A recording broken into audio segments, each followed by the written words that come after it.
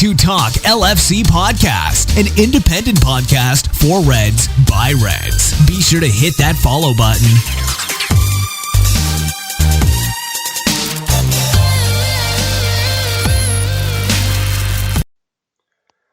Good evening, everybody, and welcome to this Talk LFC podcast. Today is Sunday, the 2nd of October 2016, and my name is John Rainey. This evening, I'm joined by David Cooney. How are you, David? Hello, are we? Not too bad Uh, yourself? On this episode, we'll be discussing the 2-1 victory away to Swansea on Saturday, and also the comments made by Ayre and John W. Henry relating to the financial viability of expanding the Anfield Road end. We'll also be discussing some of the responses that were put out by it. One by the chairman of Spirit of Shankly, Jay McKenna, and also some comments that were posted by the Anfield Wrap. If you want to get involved with the show, you can do so by following us on Spreaker. It's free and it's easy to sign up. Follow us on our social media at facebook.com/TalkLFC podcast and twitter.com/TalkLFC podcast. Send us your questions or comments by emailing the show on talklfcpodcast@gmail.com. You can also ask your questions live in the chat. And if you have any questions for us, please feel free to stick them in there and we'll do our best to respond to them. You can also advertise on the show if you want, and you can contact us again at the same email address that I just gave out. First off, I suppose we'll start off by just giving an update on our Give a Fan a Chance campaign that we're running for Alfie O'Leary. Alfie's nephew was in touch with us last week, Kenneth, and he asked us if, we kind of pitched the idea to him to maybe see about bringing Alfie to Anfield. Alfie has currently started his radiotherapy treatment this week for brain, lung, and liver cancer. So we're certainly wishing Alfie a speedy recovery, and we're hoping his treatment goes well. Now, we were hoping that maybe Alfie would be in a position to travel to the West Brom game on October 22nd, but his doctors have advised that, due to the radiotherapy treatment, that there's a very good chance that he won't be in a position to travel. So what we're hoping to do now is we're going to wait until Alfie has finished his radiotherapy treatment until he's a little bit stronger, and then we're going to look at scheduling the trip. Another update that we had on it was that the Liverpool Echo, we contacted the Liverpool Echo. Andy contacted them last Monday morning, and they've been very, very good. Immediately that afternoon, they ran an article in the Echo on the website, and I followed up, as far as I'm aware, in the paper, basically outlining what we hope to achieve and basically give a little bit of background about Alfie. And they've been really, really good. And on the strength of that, they've actually contacted the Shankly Hotel in Liverpool, who have kindly offered to provide the accommodation for the trip for Alfie and whoever accompanies him free of charge. So that's an absolutely fantastic, generous offer from the Spirit of Shankly, from the Shankly Hotel. And our initial target was €2,000, and our hope was that we would provide the full match day experience for Alfie. In the sense that would include travel, accommodation, transfers to and from the match. We were hoping that we would include some form of limousine transfer. Also, the full match day experience. So those tickets they're £200 a piece, and we were hoping that Alfie and whoever accompanies him would avail of those, which would mean he'd be into the ground 4 hours before kickoff. He'd enjoy a meal and a free drinks, and then he could enjoy the match. And then again, you have a few hours after the match as well, where the I think it's the Carlsberg dugout, it's called. You can enjoy the hospitality after the match, and hopefully we were hoping to get Alfie to meet some of the former players and even some of the current players, and that was pretty much what our plan was. So because the Shankly Hotel have come on board with their generous offer, it now means that we can reduce our target by €500. So our target is now €1,500, and to date, inside of a week, we have €530 raised for that. So that's fantastic inside of a week. And I hope to give a shout out to the donors maybe at the end of the show. I just don't have it in front of me right now. But the response has been absolutely fantastic. And anybody who's in a position to please contribute, please give something, no matter how small it is. Even if you can't contribute, well, please share it in all of the Liverpool groups that you might be part of. Share it on your own page, just because the more people we can make aware of this, well then, if you're not in a position to donate, maybe somebody that you know might be in a position to donate. So it's vital that we get this funding in order to be able to provide this opportunity to Alfie and his family. So all the links are on our Facebook page. You can't miss them. They're also on our website. There's a link to on our website at talklfcpodcast.com. That's an unfinished website, but the link is there and it is active. So if you could maybe just give us something towards contribute something towards the campaign, that would be absolutely fantastic. But anyways, moving on to our first topic of the day, and that's the Swansea versus Liverpool match. A lot of doubters out there during the first half. I was doing the commentary on the match, David. I'm not sure if you saw the full game. I know you saw some of it. Yeah, I saw bits of it. Yesterday I was busy at work, so I worked 15 hours, so I That's saw right, what I yeah. could. Yeah, you were saying all So right that you were busy. You were busy working, so yeah, it's not always possible for people to see or catch up with the match, and that's the reason that I do the live yeah, commentary on the page as well. Just so that people yeah, have a kind of an idea of what's going on. But yeah, basically it was a tale of two halves. I think that's kind of what everybody is putting it down as, that the first half it looked like we didn't turn up. Well, in actual fact, you know, I don't think that was the case at all. I think it was more the case that Swansea had a game plan, um, yeah, and they stuck to their game plan. Basically, they came out and they were going to take the high press. So what they did is they did a counter press on us, and we basically had no answer for it for about 35 minutes. You know, yeah. um, You just see why the Swansea were defending in the first half. Their back four came a back six practically. yeah, yeah. Well, I Their think left and right midfielders tap as wing backs practically. yeah, and I think in early on, I think they were set out initially not to concede, and that was their plan. And I think even the fact that they scored early on, um, I think that came as a bit of a shock to them. But just initially, like the initial lineup for Liverpool was pretty much unchanged. The only change was that Dejan Lovren returned to the team after recovering from Yeah, an illness, and he was replacing Ragnar Klavan, who played in his place in the last game. Well, one of the things before the match that did continue was Klopp's pre-match ritual. Now at this point, he takes up a lone vigil on the halfway line, staring down the yeah. Swansea players as they do their pre-match warm up. I think that's awful funny. But if you remember, before he came even to us, remember we had a preseason friendly with Dortmund. He was standing on the halfway line looking into the cop, Was he? and he's doing this since I say day one. He just stands and watches how they're set up, the other team, and he reads the game a lot better. Right. Now, see, I hadn't actually picked up on that the last time. I do remember him coming out onto the pitch for the during the friendly, because when he touched the sign and all that, he was photographed doing Mm, that. And but I suppose with foreign managers, you don't, certainly with the Bundesliga, you wouldn't get to see that many games. You might see a Bayern yeah, game in the Champions League, but you wouldn't see, you wouldn't have seen that much of it. And to be honest with you, I don't think a lot of Liverpool fans would have known a lot about Jurgen Klopp, um, previous to him coming to before he Liverpool. went to Dortmund. You know, Mm, um, but yeah. Anyway, that's become ingrained now, and I think everybody's kind of taking it for granted that he's going to do it during the game now.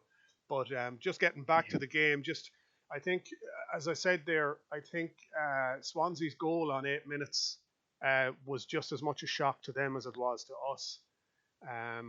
Leroy Fer scored from a set piece, where we seem to always get problems caused. Now, I don't want to be super critical of it, but one thing I did notice is that Leroy Fer was offside for that goal. I watched it back last night on Match of the Day, and he was offside. Like who was it? Did, Go ahead. did they did they show that he was offside on match today, or was it? Well, they Because said he was still I onside. saw the goal and it looked like it hit one of our centre backs thighs as the ball was going It behind did. Yeah, it to hit Leroy Lovren. for. Yeah, it hit Lovren, all right. Yeah, But when the initial ball was flicked on, there was a header flicked on, he was. and when that initial ball was flicked on, Ferr was offside. So that ball Yeah. wasn't heading for the goal, so technically that should have been called as offside. But look, at that adds to a number of questionable decisions that were made throughout the game. Like Michael Oliver yesterday, I thought was very poor. Um, the suspicion of offside for Ferr's goal, the ball was headed back across the face of the goal. Ferr was clearly ahead of the last Liverpool man, who was Firmino. Yeah. Now Henderson's yellow as well. Henderson got a yellow card for holding a player. But yet, and I can't remember who it was, a Swansea player did the very same thing a few minutes later and didn't get a yellow card. Now, he did dish out a yellow card to, I can't remember who it was, for the same thing later in the game. So he wasn't consistent throughout the match, you know. Also, Yeah. Sturridge's penalty claim later in the game, he gave Sturridge a yellow card, which, and he gave it to him for simulation, which, you know, it was a clear and blatant body check. It wasn't a dive. Routledge did Yeah. make contact. So, you know, he gave a yellow card for that, which I thought was harsh. And there was also another incident that I spotted was the linesman. He didn't see a blatant stamp on Sadio Mane. I think it was in the second half. It would have been in the second Would half, have been, yeah. I think. Yeah. You know, and he didn't see that either. So, you know, some very poor refereeing, I thought yesterday. But anyways, look, I'm not looking for excuses as to why.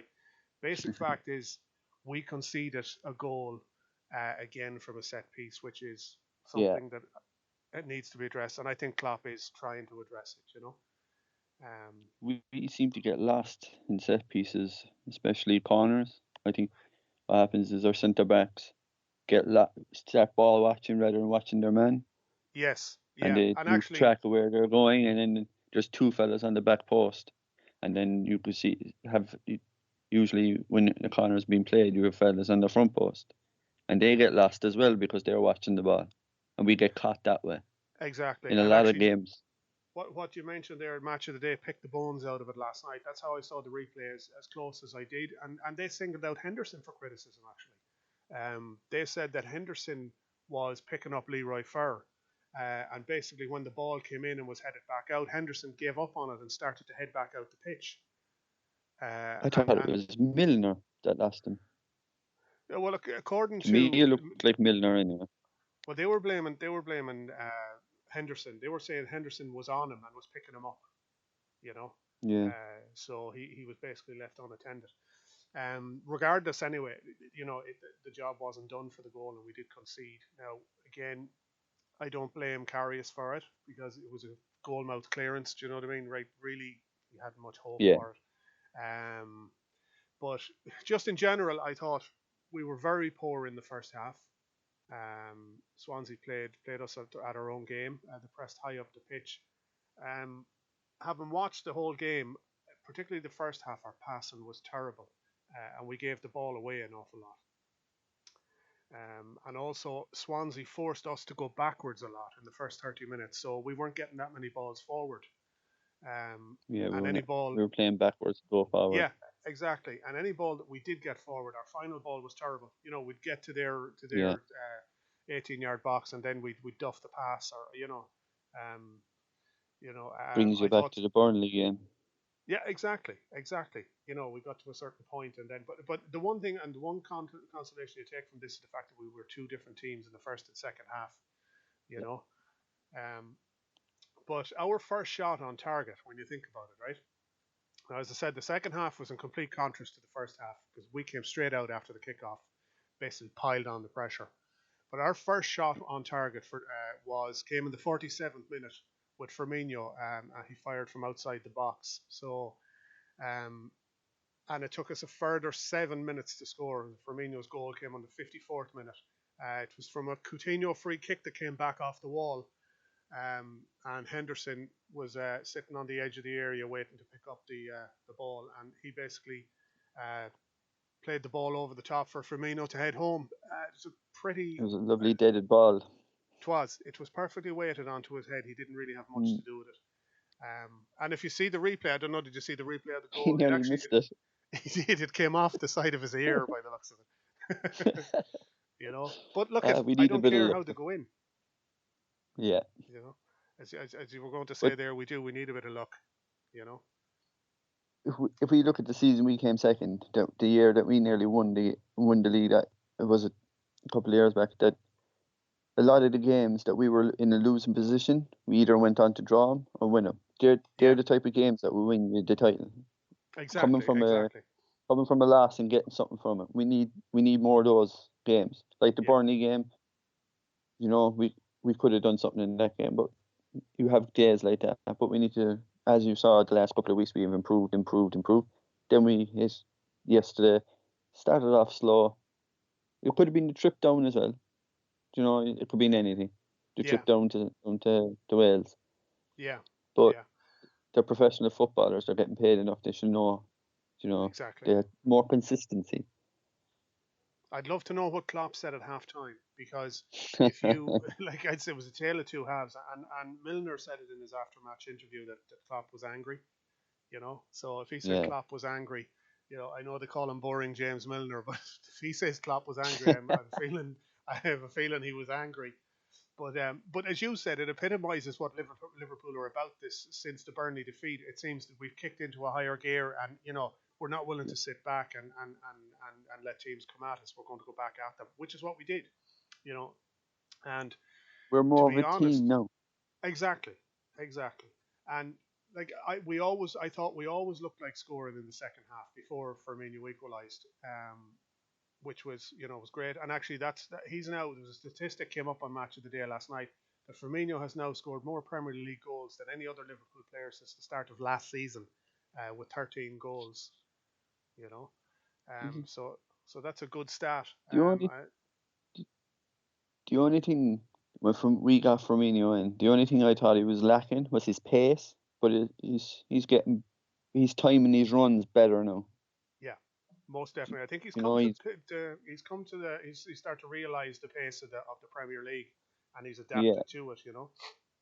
yeah. Plus his link up play with Coutinho yesterday was exceptional. With the front No, three in completely, like they were absolutely brilliant.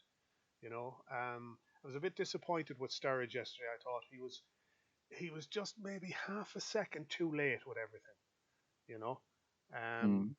Is he he is he the player that is he the type of player that though is afraid to go into a tackle because I get injured again? I I don't know if it's that. I think it's more the fact that he's lacking a bit of match sharpness. He hasn't had enough games really to kind of get up to that match sharpness. Like you could see it yesterday. He was slow to the ball. Like there was situations in there. Yes, there was balls passed into him, and when he was playing with Suarez, he would have put every single one of them away. But he was Yeah, you could see he was delayed in getting to the ball. He's very lethargic looking at times. Now, he put in a shift for the team, in fairness to him. Like, what he lacked up front, he was back defending at one stage as well. So he was playing a team role. yeah, Um, we've who have we in the chat? We've Stephen, Martin, and Andy in the chat. And Stephen, I know Stephen was hoping to be on with us this evening, but unfortunately he had a bit of a mishap at home. His dog was knocked down, so I hope she's okay. Um, yeah, but Martin here is saying that only two guys can take the armband in his opinion, and it's Chan or Mane. Um, then they're the only two that could take the captain's armband from Henderson, and I tend to agree with that. Um, but just kind of moving on, just one of the things I noticed yesterday was the travelling support. I thought they were fantastic. They were vocal throughout the entire game. They tried to lift the team in the first half, and the second half, once we started to press them, the fields of Anfield Road was very very audible above the Swansea fans. Even it was great to hear. You know, um, as Klopp said when he first came in, we need to make the doubters believers, and I think he's yeah, starting to do that. yeah, yeah, definitely. Um, Now, just talking about our front three again, there, the link up play between them was very good, but also Henderson, Wijnaldum, Milner, Klein, and Mane were also sorry, yeah, were also very good in the support role. Um, Yeah, Wijnaldum again yesterday, I thought he was phenomenal. Both himself and Henderson were absolutely phenomenal. Their work rate is tireless. They just keep running throughout yeah, the entire game. And as well as that, Milner. Now Milner had a quiet first half, but then again, most of the team did. But the second half, he just put in. He was tireless, running the whole time in it. Yeah. I But remember when we put Milner left back. I remember I made a video saying Milner won't work at left back, and he's proven me wrong. yeah, he's proven everybody wrong. He He's has four proven me goals. so wrong. He has 4 goals in 6 games now at this stage. And I also So said about Henderson, it's little things that Henderson do that he makes he does the simple things. yeah, He picks up the ball, he relaxes the team, gets the team back into shape. yeah, People yeah. were slating him at the start of the season, saying that he's not good enough. But he's improved every game that has gone on this season. He's He improved has. so much. If you cast your mind back to when he joined us first, remember Dunk from Cop Talk used to call him 5 yard because he said that was the length of his passing.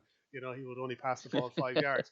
But if you watch the not only the variation of his passing, but the accuracy of his passing now is exceptional. Like he's played passes from one length of the field to the other, cross field balls that are inch perfect and everything. And the same yesterday. His passing was exceptional. His closing down was exceptional. You cannot that man's commitment, and even Stephen Gerrard was on the record of saying it this week. Like he can see the difference Yeah. in Henderson, and I think a lot of people question why he's captain, and I probably was a little bit that way myself initially, but I think What he was missing was the pressure moments. yes, When he was in pressure moments, he used to just hit the ball. But no, you're seeing Klopp's influence on him, that he's taking his time, taking the breath, and then he's passing the ball, looking, and then hitting it, rather than just yeah. hitting and hoping. I don't He's think a he lot did more himself any composed on the favors ball. that time when was it Balotelli took the ball off him for the penalty. Yeah. That was one of his first. That was kind of early on in his captaincy, and it did make him look very weak. Um, Yeah. but Andy is giving us a bit of grief here. He's saying the Paddies are at it again, that he needs a translator. Well, Andy, the invitation is here. You're welcome to come on. So we That's won't have a clue what he's saying either. That's the response I got earlier on when I asked Andy to come on. Silence. So we get him on. We get him on at some point. Andy does massive work in the background, though. In fairness, you'll see updates on our Facebook page all week, and Yeah. Andy would be responsible for quite a bit of that. So maybe Andy is a man for the background. Maybe he's more happy in that role. But we'll get him on. But just getting back to the game, Milner's penalty on 84 minutes. Rangel pushed Firmino in the box. He basically laid into him from behind and thought he'd get away with it, and Schoolboy error. exactly. And the ref was very, very slow to give it. He kind of had a second thought about it, and because I genuinely didn't think he was going to give it, but then eventually he did, and Milner just as cool. Oh, the penalty was brilliant. It was like a Pirlo chip. Well, I think exactly, yeah, and I think the comments were made that he put 2 of his 3 penalties down the right hand side, and I think the Swansea keeper was expecting him to do the same. So he didn't even do that. Like he just basically dinked it over his head and put it down the middle. And if you watch the replay from behind the goals, you could see the Swansea keeper looking back at it as he was going to his right. He knew he was beating all ends up, but it was very calm, and without a doubt, it's definitely 100% Mr. Reliable. He's so cool. He's pressure. one of the few. He's one of the few players that when he steps up and takes a penalty, I don't be sweating. I used to be sweating before, because even Gerrard, he has the same presence. Yeah, just Gerrard. I was just going to say it. Yeah, we were lucky enough in the sense that we always had good penalty takers. Now I know Gerrard missed a couple of them, but generally I think he scored probably 90% of the penalties he's ever taken. But for James Milner, we got him on a free transfer. He's a central midfielder who moved out to left wing and is now playing at left back and has 4 goals scored. I remember when he was a young fella. He played. I think he played right back for Leeds United when he was there for a while. I think he played right back for a little while at Leeds, and then he moved up through his youth. He moved up to the right wing. Yeah. And then he established himself as a right midfielder, and now he seems to be over the left. So I don't know Yeah, how he got over to that side. he did play predominantly on the But right for us last year, I think, as well. But since yeah, he was Alberto, the most assists in. that's right, last season, yeah, yeah. Now he's only one assist so far this year, but he has 4 goals and 1 assist. That measures up when you look at the Yeah, likes of Paul Pogba, who cost 89 million pounds and he's only 1 goal scored. and Joe Allen had him in his pocket. I saw that today. Did you see he threw Allen on the ground as well? I was reading that. I don't watch United at all. I wouldn't have any interest in United, No, but nor would um, I. But Andy posted it on our page earlier on, and I thought it was quite nice. There's a lot of people that are suggesting that Joe Allen should be sainted at this stage for what he did today. you know. Um, but yeah, now look at the substitutes that came on. Like just actually the penalty. One of the things that I spotted in the interview afterwards, and I didn't see it until the interview was, I didn't notice it was Klopp again didn't watch the penalty, and he was asked about he it in his turns his interview. back. Yeah, he was asked about it again in his interview for Match of the Day. And he basically replied, "I have no idea. I didn't see it." You know, so he's comical. And then of course the big Klopp laugh. You know, um, He's brilliant. but and the substitutes that came on, like even when the subs came on, it didn't really change our shape too much. Like we were pretty much like for like. Like when Wijnaldum and Firmino were replaced by Can and Origi, and Mm. unfortunately we did lose Lallana early on in the game as well, which I think affected our potency going forward. But it's nice to have a bench that's strong as well, which is something that we've lacked, in Yeah, previous seasons. Um, we have different Now, players on the bench. They're not all the same. exactly, yeah, and like well, the thing about it is you have it's nice when you can take off a strong midfielder like Wijnaldum and bring on a strong midfielder like Chan.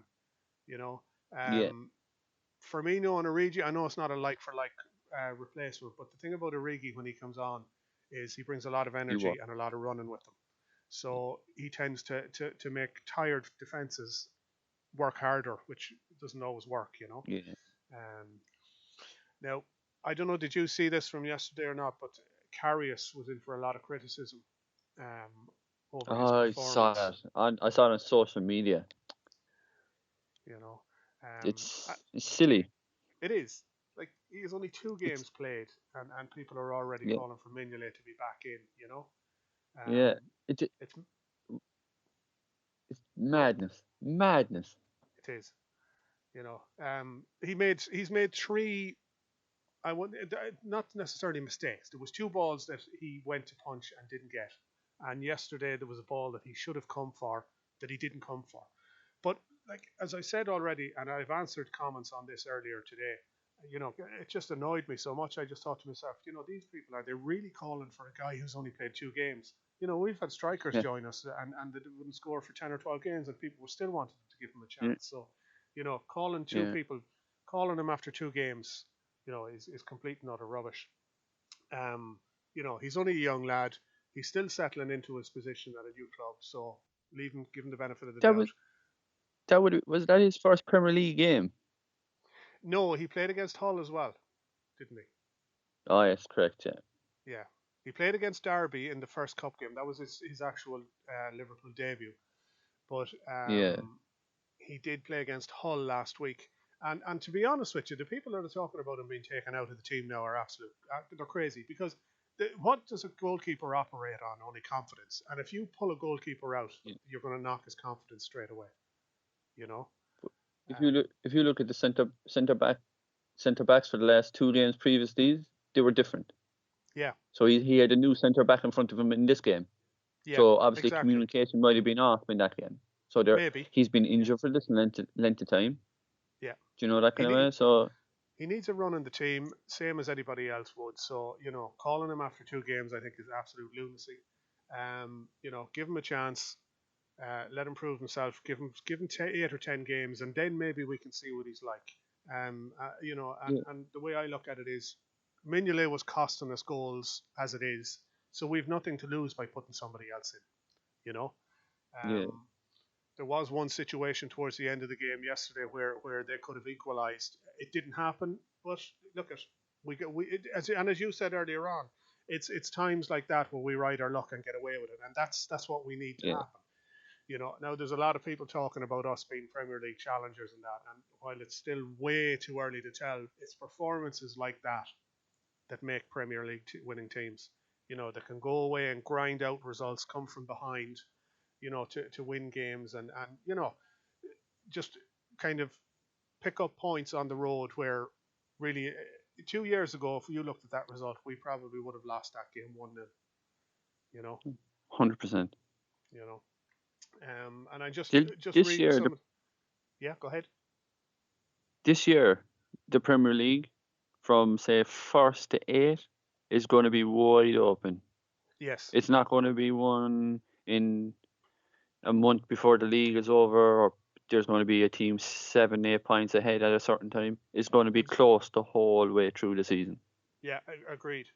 And like even the way things are working at the moment, with City losing to Spurs today, and sorry for anybody who might have been waiting for match of the day for that result, but that's opened it up completely. It's us and Arsenal on 16 points, and then Arsenal Tottenham are on minute. Arsenal, exactly, yeah. And Tottenham are on 17 points, and Man City are now on 18 points. So we're only 2 points off the top of the table after 7 games, with 16 points. I think that's a phenomenal return. Crazy to think about it. Crazy to think about that. Spurs 2 years ago, what they've turned out to be. Yes. Like last season was their stepping stone. This year they're keeping that run going. That's what we need to do. We need to get this run, keep it going. Exactly. Well, at least you would hope that we would keep it running. Now, just some of Klopp's after-match statements. He said, "I thought we could have done better in our first half hour. Our body language was not good. We were static, and it was easy to defend against us. We are not as good as we should have been. You have to show why we are here. We showed a reaction. We're more organised, clear on all the situations that we deserve to win. Of course, I'm happy we have had 2 or 3 brilliant games in a row. If Milner is our top scorer at the end of the season with penalties, I have no problem with that. All is good. The performance was not perfect, but it was still good enough." And I actually have Jurgen Klopp's post-match interview, not his actual press conference as well, but I'll play the after-match interview first. A real challenge and a test, like you said, like you expected. How satisfying is it to see a team come through it? How satisfying? I don't know. Now we are really happy in this moment, and it's apart from the last situation that I saw seconds before, a big chance for Swansea.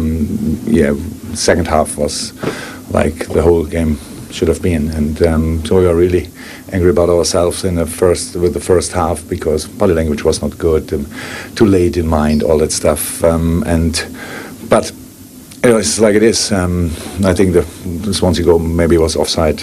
I'm pretty sure it was offside, but it's not important anymore.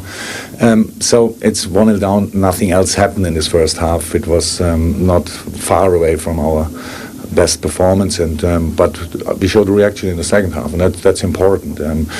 We can lose football games. We will lose football games in the future, of course, but when then you have to show minimum part of your usual face, and that's what we showed second half. That was then much more Liverpool, how we think we should be, and deserved win at the end, I think.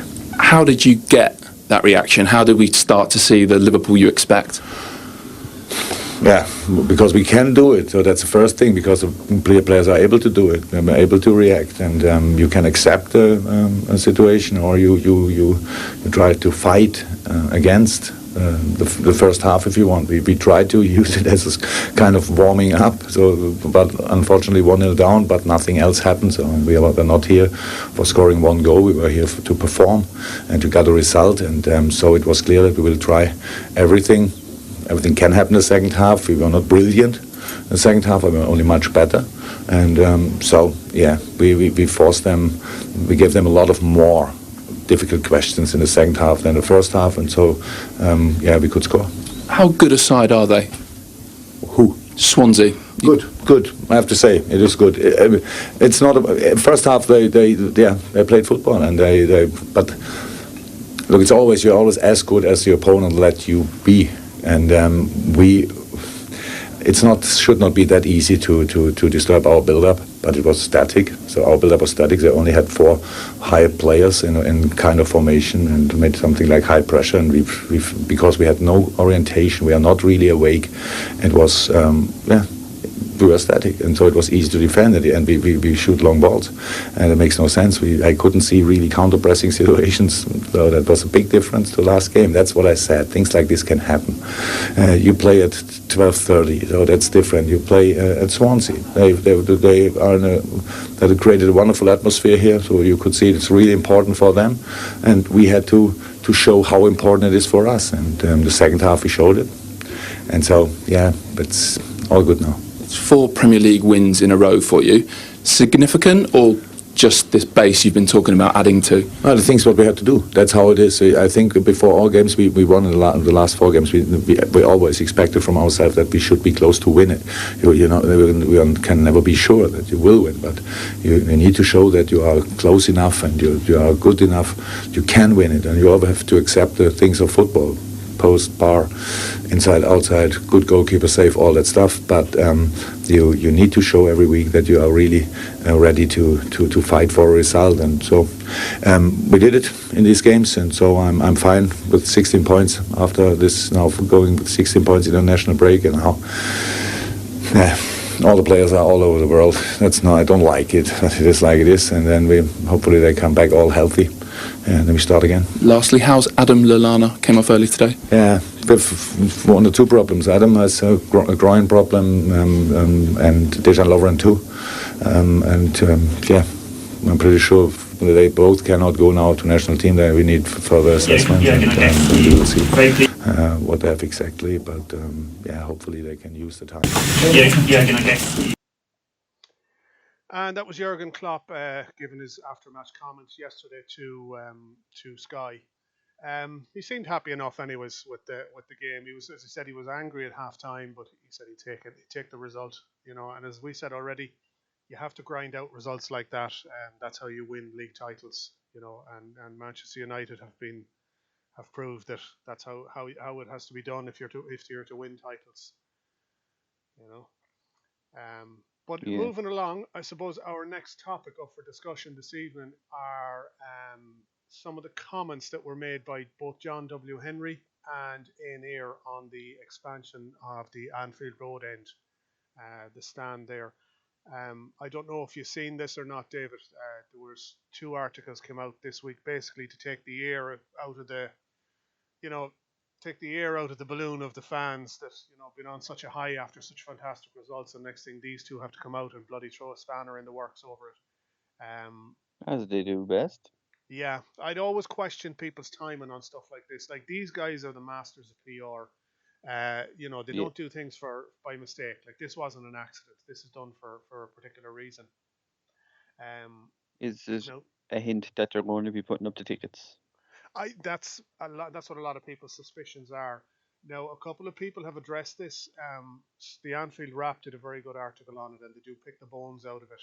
And I'll talk about some of the things that they said earlier on. I just picked some of the finer comments out of it, finer points out of it, just to kind of use for our commentary. But just a comment that was made, the specific one in general that was made by John W. Henry. He was speaking on Tuesday at Yankee Stadium, where the Boston Red Sox were playing the New York Yankees.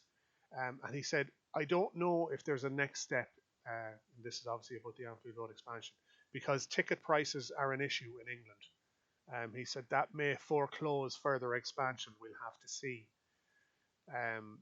Now, the issue on ticket prices he was talking about is obviously based around the walkout on 77, where they tried to increase match tickets up to £77.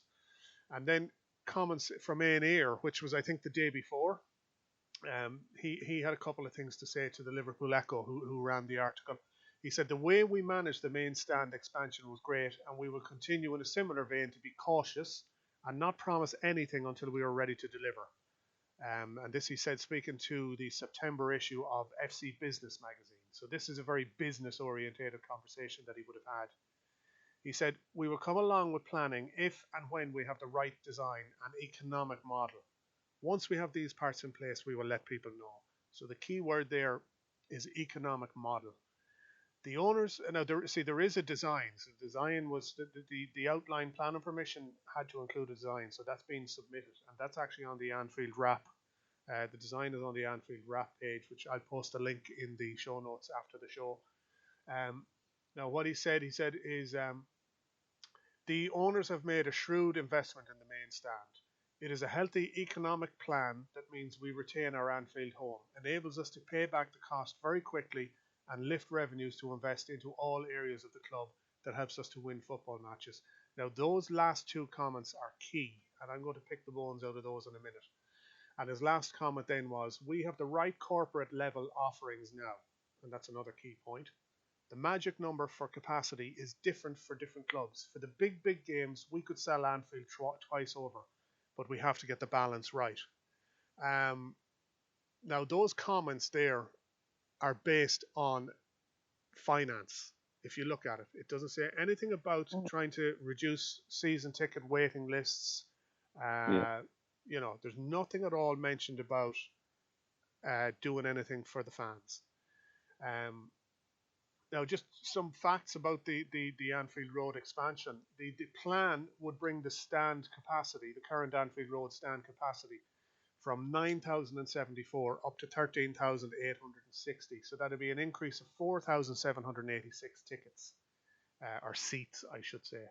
And that brings our capacity from 54,074, which is our current one, up to 58,860. So it's still below the magic 60,000 mark.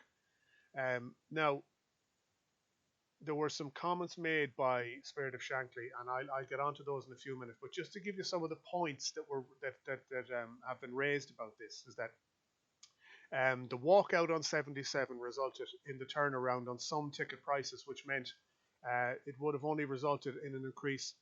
Those increases would only have resulted in an increase of €2 million or £2 million of increased revenue for those tickets. So that's what a lot of people are calling them out on this far. It's, 2 million wouldn't have made a massive difference in the overall grand scheme of things. So they can't blame it on the ticket prices to say that it's not financially viable.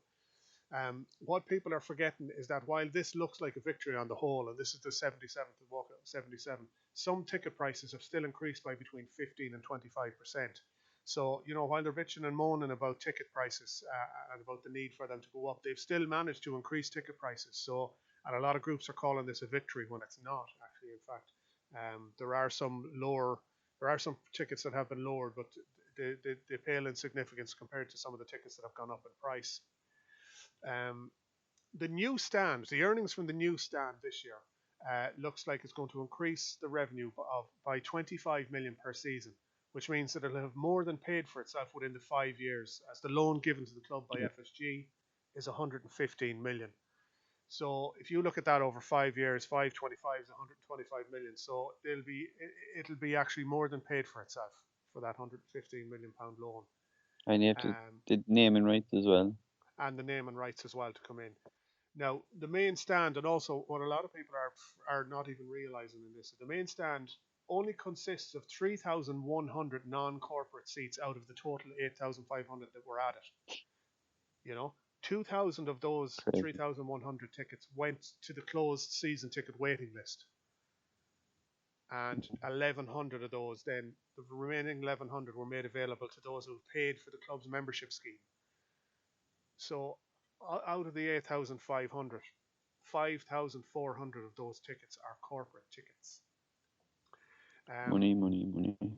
Exactly. And if you look at we've only had 2 home games since the main stand opened up. And our attendance for both of those games has not reached the 54,074 capacity that it's set at. We've been 53,000 and something. So we haven't sold out. Those corporate packages that are on offer, they haven't sold out. And according to the Anfield Wrap, they're saying that suggestions posted on the internet claim that the packages do not offer good value and allege the club has resorted to sending employees in to sit in the hospitality areas to make it look like there's more people in them. Now, again, that's only a suggestion, and I don't know how true that is. So, but definitely the corporate seats haven't sold as much as they were hoping they would.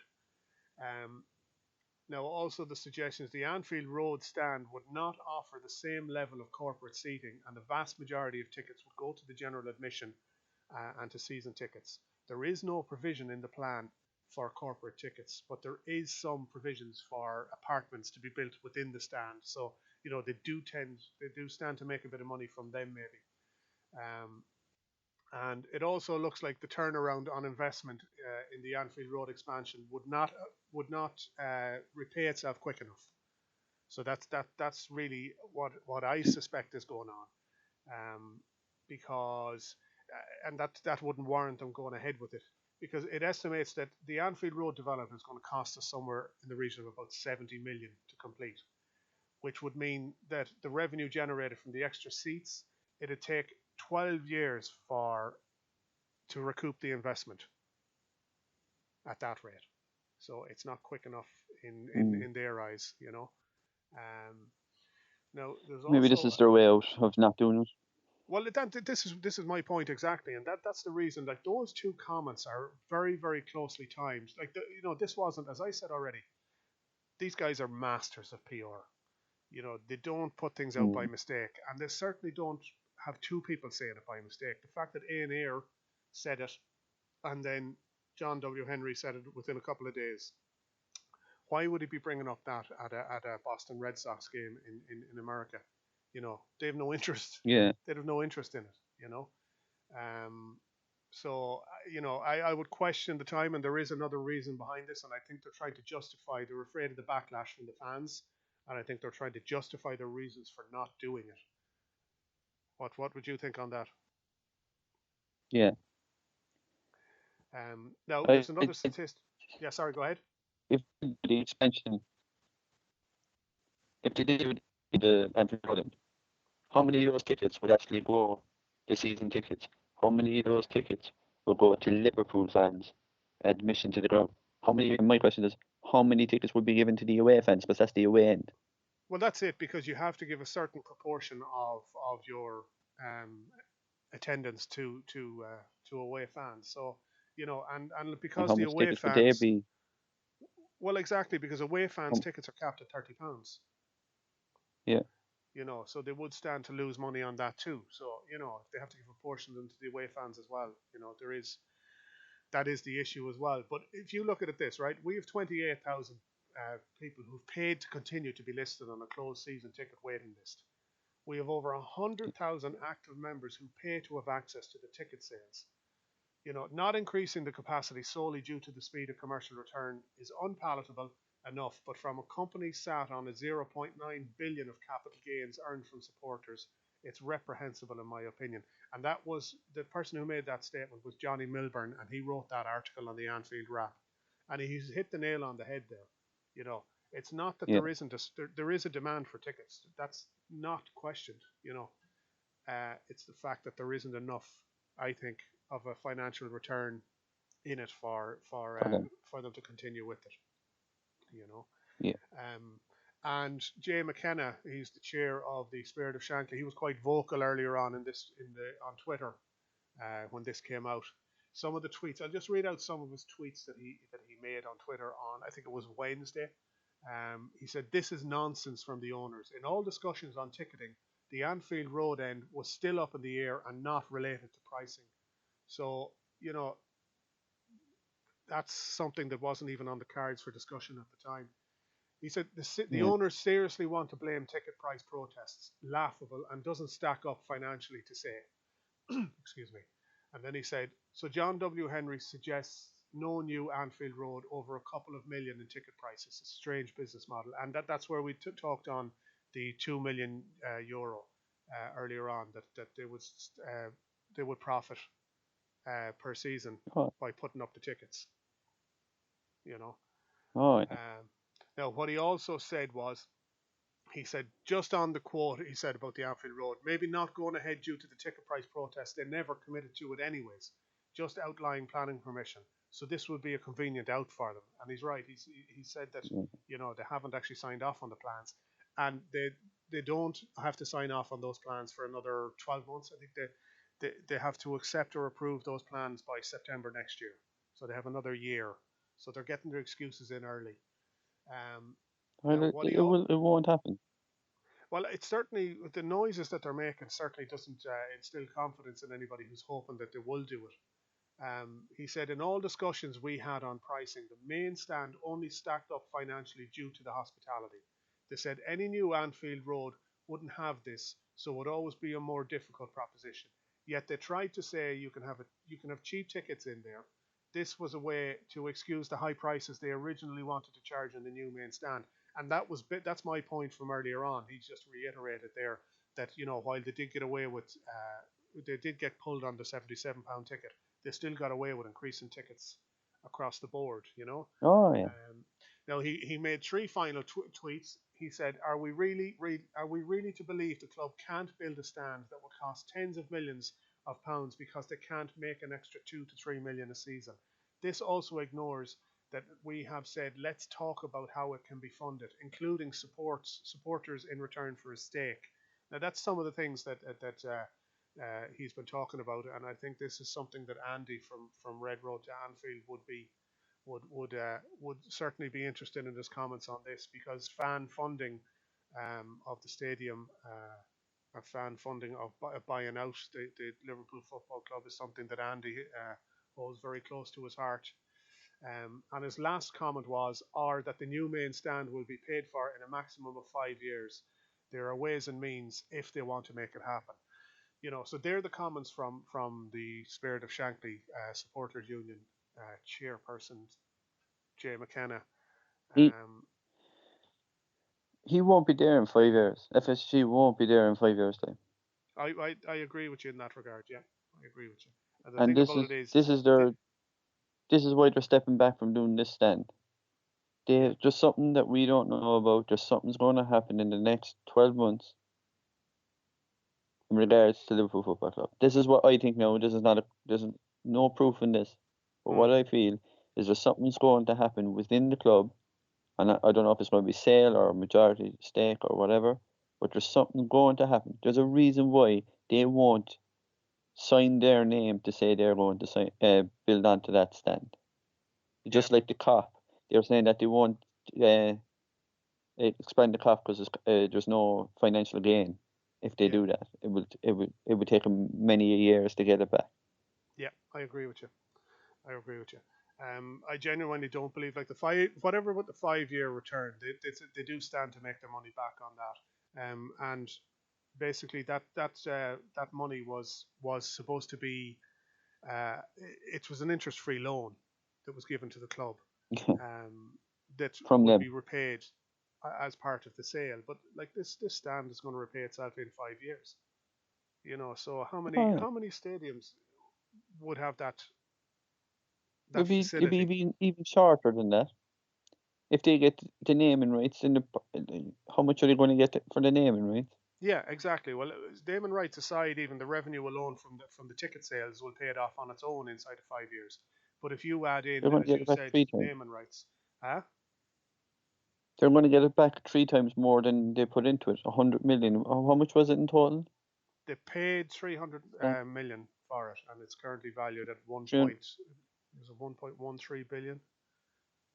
The club. Yeah, 1.1 No, billion. I'm on about the stand that they built, the bit that they added on. 115 is the overall cost of the build. 150 million. Yeah. If the naming rights we'd say give a total 200 million for the naming rights, and then what you're saying, add that on, and whatever else. Yeah. How much are they going to get back in their pocket? You're looking at, well, if you factor in the what did you say, 200 million on naming rights, I don't know what kind of figure they would be talking about, but I'm sure it'd be a long-term deal. You're probably talking 5 or 10 years. So I would guess that you'll be talking somewhere in the region of that kind of money. That straight away pays for the stand with a big chunk of change left in your pocket. Anything above and beyond 115 million is pure profit. For them. Yeah. It's not going to go back into our club. And let's be honest about this. Let's call a spade a spade. If it's a thing they do get that money, well, why not take the loan, right? That pays for that, or use that money to extend the Anfield Road end. The Anfield Road end is only going to cost approximately 70 million. So if you do get a name and rights partner for the main stand, well then, you use that money to fund the extension to the Anfield Road stand. You know, Yeah. and I think, to be honest, I think they need to look at, and I've mentioned this on last week's show too. I think it was last week's show, or maybe it was the week before, that they need to look at doing something with the cop, because if they're extending all the stands around it, the cop then is looking very, very insignificant. Oh, You yeah. know, it's looking quite small. So I think definitely they need to do something with the cop. You know. What's annoying me the most at the moment is when, for some reason, when we score now at Anfield, they're running to the main stand every time they score now. Have Yeah, you not seen that the last 2 or 3 weeks? They've run I into the have. Yeah, main stand. It's like, what, what, what are you doing? You never went to the main stand when you celebrated. yeah, You always used to go to the corner of what end you went. But now yeah, they're running to the middle of the main stand to celebrate. yeah. And the thing about it Is is it? it was always a big thing about scoring in front of the cop, and all the talk has been Yeah, over the last number of weeks is about scoring in front of the main stand. And yeah, unfortunately, that big stand, while it's fantastic, it's overshadowing the cop, which I think is the fact that it's steeped in tradition, and holds yeah. some of the most passionate fans in football. It should certainly not be overlooked. Anytime I've ever gone to Anfield, and it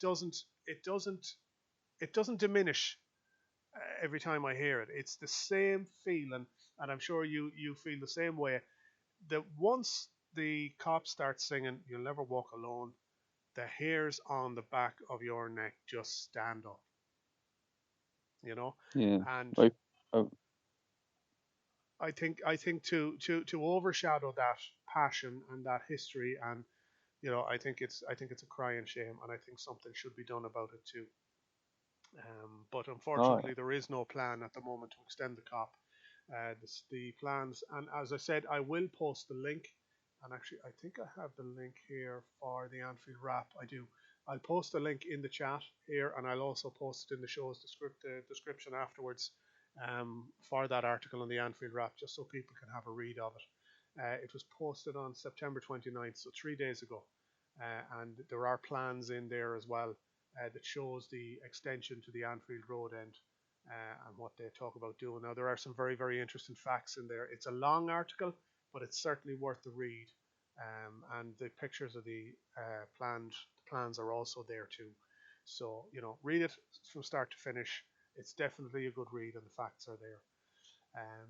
So that's it. I also was hoping that we'd get time to discuss Jurgen Klopp on MNF the other night, David. Did you happen to catch it? saw bits of it. I thought he was very, What game very was it? good. What game was Um, on before? After it's Burnley, wasn't it? was it? Oh, jeez, I can't even remember. Watford, was it? It wasn't. It was a. Watford and It was a Burnley. a small enough game, anyways. Yeah, but he was on. There was. It showed Jamie Carragher looking lovingly into his Yeah. eyes at one point, and it didn't take long for the videos to come up on social media with music to them. But yeah, Yeah. but I thought, and you had a lot of people giving out the next day saying, "Oh, geez, he's after giving away our tactics there, and he's after telling them how we do things," and you know, I not saw that. realizing there's people sitting paid to sit and watch those games and pick apart everything we Yeah. do. So, it's no secret what we're doing. We play the high pressing game. We send two men to one man to close them down. We keep the pace high. We build from the back. There's no secret there. That's what we do. No. And But if and in go ahead.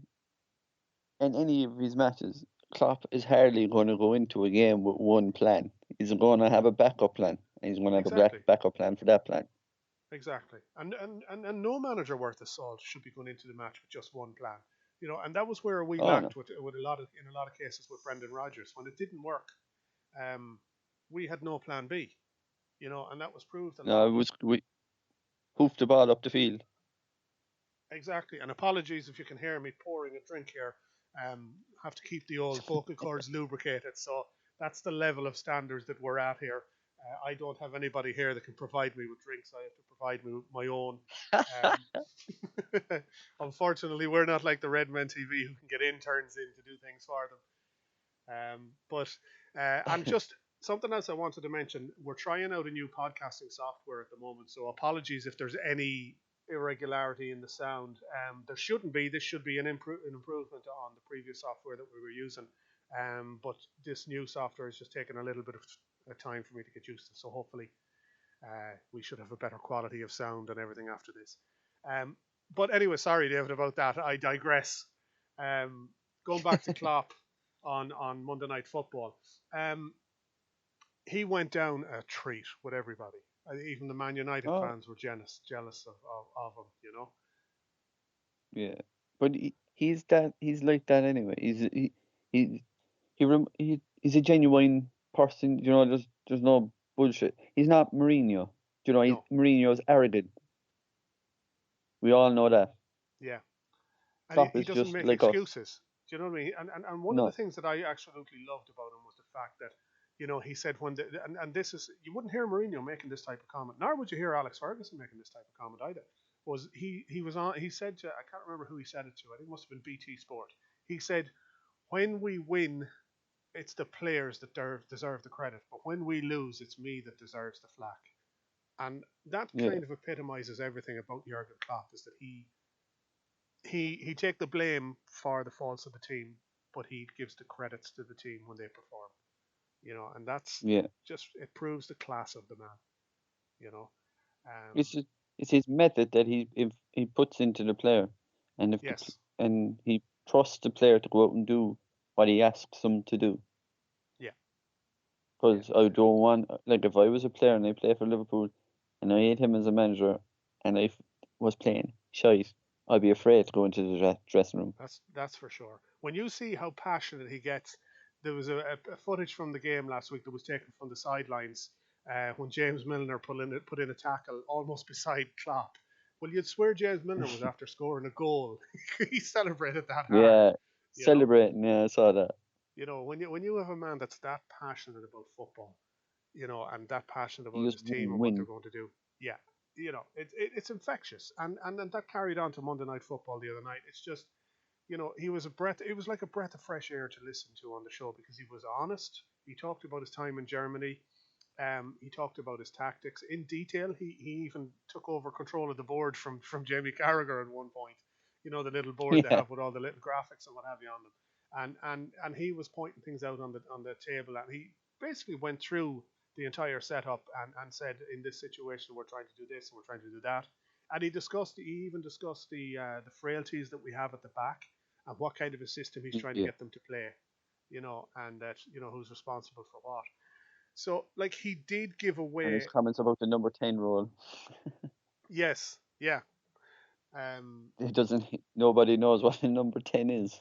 Exactly, yeah. Well, and see, that's the beauty. And somebody else actually made a very, very good comment that he's, I can't remember who it was that said it. It might actually have been on the Redmen TV. I don't know. Can't quote me on that. But what they said was he has midfielders playing as defenders because they know how to go forward. He says he has midfielders playing as, or strikers playing in the midfield role because they know how to get forward as well, and, you know, and they know how to create chances. And, like, if you look at a few of his choices in positions, there's no recognised striker in his team. No. Do you know what I mean? So, you know, there is a bit of logic behind what they were saying there, and the fact that, you know, everybody offers something going forward. Even a defender has an opportunity to get forward and score. You know. His philosophy on football is amazing, though. Yeah. Oh, he lives and breathes football. You can see that. Yeah. You know. But his passion for the game, and you know what came from Monday Night Football the other night, and if you've seen the papers on Tuesday and you've seen social media on Tuesday, everybody was complimentary about how he conducted himself, and you know, even fans of other teams were looking on lovingly. You know, I've seen a lot of comments even from Man United fans, and I'd have quite a few of them as friends. Unfortunately, I probably should unfriend them, but the only reason I have them as friends is so that I can gloat when we beat them. But, you know, the way he came across on Monday Night Football was touch of class, without a shadow of a doubt. You know.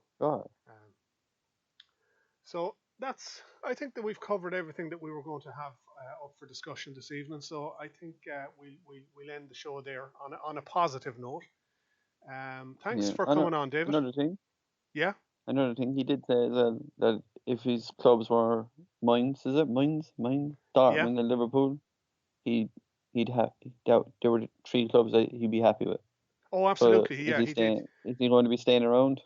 That's what he said. He said he'd be happy to end his career at Liverpool, and that's something Yeah, that a lot of Liverpool fans will be happy to hear. And also during the week, just on a separate thing, Coutinho gave an interview uh, where he said he's happy at Liverpool.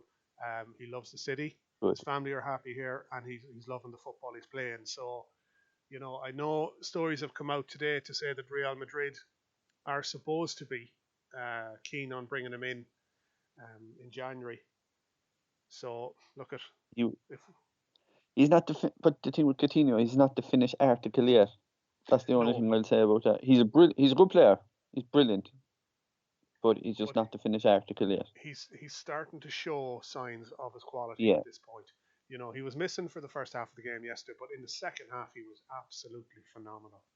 You know, yeah. but definitely he's. That's why I'm glad we're in the position we're in at the moment. And I know we said we were going to finish the show, but we'll finish it after this. Um, that's why I'm delighted that we're in the position that we're in at the moment, in the sense that, you know, we're playing such good football. We're challenging for the title, and that's what you want to be doing to maintain your the likes of Coutinho and Firmino, because Firmino won't be too far behind him. I guarantee you, teams will be looking at those two, and they'd fit Oh into yeah. any team in Europe because of their quality. Um, and the proof is in the fact that both of them have been called up to the international friendlies. You know, But so the thing with Klopp, he's a very hands-on manager as well. yeah, So like a lot of players like those type of managers that would put their arm around them as such. yeah, exactly. And like if you look at the players that come on yesterday evening, like you had Origi, he came on. I think it was at 84 minutes, 85 minutes. They came on.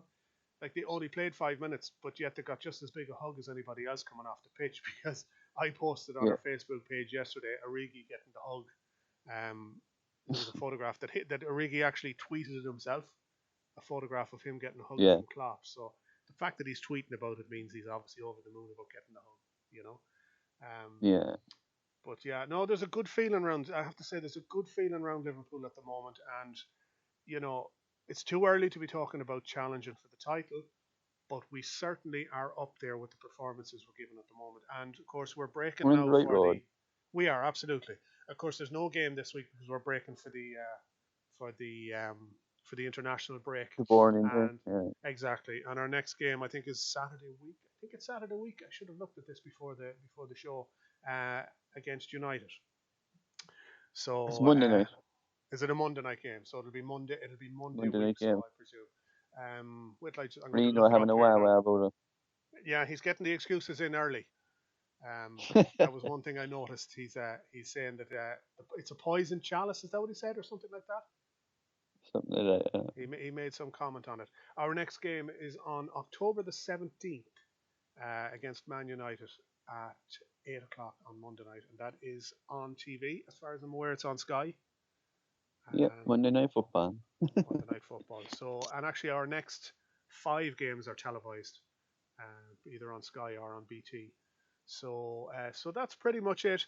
I want to thank David for coming on the show this evening. Thanks a million, David. You ran in at the last minute from work, and have to say he was on Skype within minutes. The quote, you could hear it being taken off as he was talking to me. um, Cheers. I want to thank everybody for listening in as well. Just to reiterate what I said earlier on about our Give a Fan a Chance campaign for Alfie O'Leary, if you could see your way, please, to helping us out with the campaign, even if it's only £2, €2, whatever it is, uh, there's no amount too small. Um, if you're not in a position to donate, please share the campaign on your Facebook or Twitter or whatever social media platform you're on. We really do need to get this campaign successful as quickly as possible so that we can get Alfie to Anfield to the match of his choice. Um, as I said, thanks again for listening. You can follow us on Spreaker.com. If you go to Spreaker.com/user/talk LFC and click the follow button there. You can also follow us on our social media, Facebook.com/talk LFC podcast. and twitter.com/TalkLFC podcast. You can also send your questions or comments to the show by emailing us on talklfcpodcast@gmail.com, and we'd only be too delighted to read them out. Also, if you'd like to advertise during the show, you can send us to the same email address, talklfcpodcast@gmail.com. Thanks, guys, for listening. And from myself, goodbye. And I'm sure from David, you'll say goodbye as well. Slán. Slán. Thank you for listening to Talk LFC Podcast. Be sure to follow us at facebook.com/Talk LFC Podcast and on Twitter at twitter.com/Talk LFC Podcast. Get in touch with us by email at talklfcpodcast@gmail.com or via our website at www.talklfcpodcast.com.